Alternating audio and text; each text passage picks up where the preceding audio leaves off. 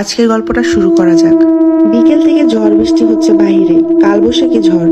মনে হচ্ছে যেন এখনই উঠানের বড় আম গাছটা ভেঙে ঘরের ঠিক উপরে এসে পড়বে, ঘরের চালও উড়িয়ে নিতে পারে। এসব ঝড়ের বিশ্বাস নেই। কদিন আগে বাড়ি শুদ্ধ নতুন টিন লাগানো হয়েছে, এখন যদি চাল উড়ে যায় হবেটা কি, ভাবছেন জাহানারা বেগম। জাহানারা বেগমের বাড়িতে আছে কেবল তার 8 বছর বয়সী নাতি রাদিন এবং রাদিনের বাবা ইশতিয়াক হোসেন। ইশতিয়াক হোসেনের অবশ্য বাড়ি থাকে না, তিনি থাকেন ঢাকায়। সেখানে এক স্কুলের ইংরেজি শিক্ষক তিনি। বিবাহিত ছিলেন, তবে বছরখানিক আগে দুজনের বিচ্ছেদ হয়েছে। তারপর থেকে রাদিন দাদির সাথে থাকে। দাদিকে খুব ভালোবাসে ছেলেটা, দাদিও।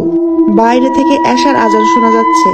জাহানারা বেগম ঘরের মেঝেতে হারিকেন জ্বালিয়ে বসে বসে মাছ কাটছেন। রাদিন দাদির পাশে বসে অঙ্ক করছে। রাদিন দাদির এই হঠাৎ এই উৎফুল্লতার কারণ জানতে চাইলে জাহানারা বেগম বলেন, তোমার আব্বু আসছেন। কথাটা শুনে রাদিনও সমান খুশি হন। খুশি মনে বারবার জিজ্ঞেস করছে, আর কতক্ষণ পর আসবে দাদু, আর কতক্ষণ? আচ্ছা, যদি আমি ঘুমাই যে আমাকে ডেকে দিও। আচ্ছা ঠিক আছে, ডেকে দিব না, এখন মন দিয়ে পড়তে থাকো দাদা। কিছুক্ষণ আগে ছেলে মোবাইল কলে জানিয়েছে সে ট্রেনে আছে, বাড়ি ফিরছে। ছেলের বাড়ি ফেরার খবরে জাহানারা বেগমের এই খুশি, আর তাই তিনি এই অবেলায় রান্নার প্রস্তুতি নিচ্ছেন। রাঁধবেন মাসকলির ডাল এবং বেগুন দিয়ে সদ্য কাটা মাছের তরকারি ও গরুর খাঁটি দুধ। ছেলে খুব পছন্দ করে এগুলা। জাহানারা বেগম ঘর থেকে প্রয়োজনীয় উপকরণ নিয়ে রান্নাঘরের দিকে যাচ্ছেন। গ্রামের দিকে যেমনটা হয়, রান্নাঘর মূল ঘরের উঠানে কিংবা কিছুটা দূরে হয়ে থাকে, তাদেরও তাই। উঠানে একটা ছোট্ট চালের নিচে রান্নার চুলা, চারপাশে খোলা।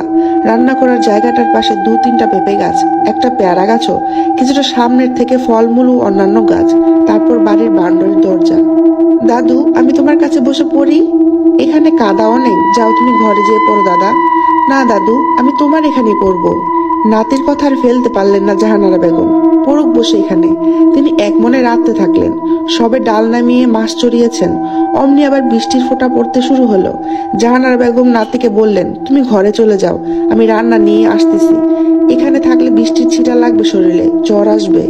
নাতির উত্তর না পেয়ে পিছন ফেরেন জাহানারা বেগম। তবে তিনি অবাক হন, নাতি নেই। ভাবেন ছেলেটা কখন গেল, খেয়ালই করলাম না। যাকগে, ভালো হয়ে গেছে, নয়তো বীজে কাক হয়ে যেত। রান্নাঘরটা পরের বার বড় করা দরকার, ছেলেকে বলা লাগবে। কাজে মন দেন জাহানারা বেগম, তবে তার কেন যেন মনে হতে লাগে কেউ তার দিকে তাকিয়ে আছে এক দৃষ্টিতে। কেমন অদ্ভুত অনুভূতি, অস্বস্তিকর। বারবার তিনি বাড়ির বাউন্ডারির দরজার দিকে তাকাচ্ছেন। মনে হচ্ছে বাউন্ডারির ওপাশ থেকে দৃষ্টি তীরটা তার দিকে আসছে।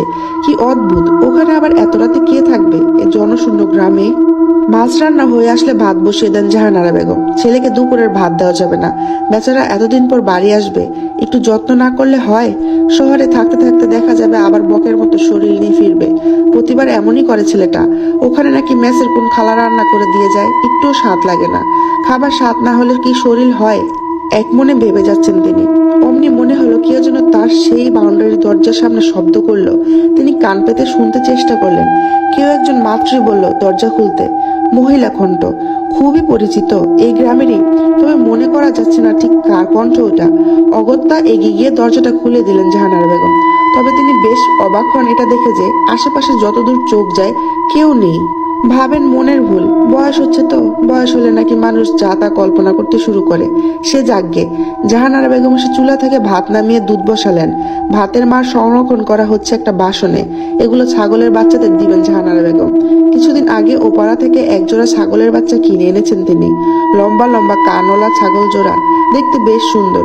দুটোই সোনালী কালো রঙের। দুধ হয়ে গেলে সেসব সহ ঘরে ফিরেন জাহানারা বেগম। রাদিন বিছানায় বই খাতার উপরে ঘুমিয়ে গেছে। মা হারা কি নিষ্পাপ ছেলেটা, দেখো কেমন জাতের মেয়ে মানুষ, অমন ফেরেস্তার মতো ছেলেটাকে ফেলে আরেক বেটার সাথে চলে যেতে পারে। ছি!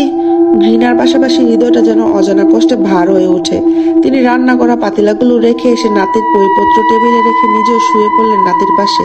রাত খুব হয়েছে, ছেলে কখন ফিরবে কে জানে। একটা কল করা উচিত, কিন্তু তিনি কল করতে পারেন না। এক জায়গায় কল দিলে আরেক জায়গায় চলে যায়, শুধু কল ধরতে পারেন। অগত্যা চোখ বুজে ঘুমের দুনিয়া হারিয়ে গেলেন তিনি। সময় ঠিক কটা জানে না জাহানারা বেগম, তবে মনে হয় না ফজরের আজান দিয়েছে। বাইরে ঝড় বইছে খুব। সেই ঝড়ের মধ্যে ছেলে ডাক শুনে ঘুম ভেঙেছে তার। ছেলে ফিরেছে কতক্ষণ আগে জানা নেই, তখনও দাঁড়িয়ে আছে দরজার বাইরে। দ্রুত উঠে তিনি দরজা খুলে দিলে ইশতিয়াক হোসেন ঘরে ঢুকে যান। জাহানারা বেগম টেবিলে খাবার দিতে দিতে ছেলেকে হাত মুখ ধুয়ে আসতে বললে ছেলে জানায় সে বাহিরের কল থেকে ধুয়ে ফিরেছে। সোজা খেতে বসে যায় সে। হ্যাঁ বাবা, ওখানে কেমন আছিস তুই? কোনো সমস্যা হচ্ছে না তো? ভালো ভালো আছি আমি। এতদিন পর বাড়ির কথা মনে পড়েছে তোর? গত মাসে আসিসনি কেন? ব্যস্ততা বেশি ছিল মা, মাথাটা খুব ব্যথা করছে আজ। ওহো, সে কখন থেকে জার্নি করছিস? ব্যথা তো করবেই। দ্রুত খাবার খেয়ে ঘুমাতে যা। ইশতিয়াক হোসেন খাবার খেতে খেতে কেমন অদ্ভুত দৃষ্টিতে ছেলের খাটের দিকে তাকিয়ে দেখছেন। তুই আসবি জানার পর থেকে খালি জিজ্ঞেস করছিল আর কতক্ষণ পর আসবি। ওকে ডেকে দিতে বলেছিল। ডাকো তবে। থাক, ঘুমা কাজ, সকালে দেখিস। দিনে তো ঘুমাই না, সারাদিন দৌড়াদৌড়ি করে জানিস, খাবারও খেতে চায় না। জোর করে খাওয়ায় যতটুকু। তুই একটু বুঝিয়ে বলে যাস কেমন? তোর কথা তো মানে। সমস্যা নেই, ডাকো। কি বিপদ? আচ্ছা ডাকছি। নাতিকে ডেকে বাবা আসছে বলতে রাদিন এক লাফে উঠে যায়। উঠে সোজা বাবার কোলে এসে বসে। বাবা ইশতিয়াক হোসেন ও ছেলের শরীরে হাত বুলিয়ে দিতে থাকে। ততক্ষণে খাবার খেয়ে হাত ধুয়ে নিয়েছেন তিনি। ও কি আজকে তোর সাথে থাকবে? থাক, আমার সাথেই থাকো। আচ্ছা, আমি তোর ঘর পরিষ্কার করে গুছিয়ে রেখেছি। যা, তবে ওকে নিয়ে যা। আচ্ছা। ইশতিয়াক হোসেন ছেলেকে নিয়ে পাশের নিজের রুমে চলে গেলেন। জাহানারা বেগম নিজের বিছানায় এসে শুয়ে পড়লেন। সকালে জাহানারা বেগমের ঘুম ভাঙে বাড়ির গেটে কারো শব্দ শুনে। তখন আলো ফুটে গেলেও পুরোপুরি সকাল হয়নি। হয়তো তখনও মসজিদের মুসল্লিরা ফজরের নামাজ শেষ করেননি। বৃষ্টির মৃদু ফোঁটায় ভিজে ভিজে যে বাড়ির গেটের দরজা খুলে গিয়ে দেখতে পান কাক ভিজা হয়ে ছেলে দাঁড়িয়ে আছে ব্যাগ হাতে। ছেলেকে দেখে তিনি থমকে যান। আপন মনে ভাবনার দুনিয়া হারিয়ে যেন কিছু একটা ভাবতে থাকেন তিনি। ছেলের ডাকে হুঁশ ফিরলে ছেলে ব্যাগ হাতে দিয়ে কলের দিকে আগাতে থাকে। মা কল চেপে দিচ্ছেন আর তিনি হাত পা ধুয়ে পরিষ্কার হয়ে নিচ্ছেন পুরোপুরি। মা বলতে শুরু করলেন, কাল রাতে স্বপ্নে দেখেছি যেন তুই আসলি, এসে আমার সাথে কথা বলে খাবার খেয়ে তোর ঘরে ঘুমাতে গেলি রাদিনকে নিয়ে। আমার এতক্ষণে মনে হলো সেই আমি ঘরেই ছিলাম।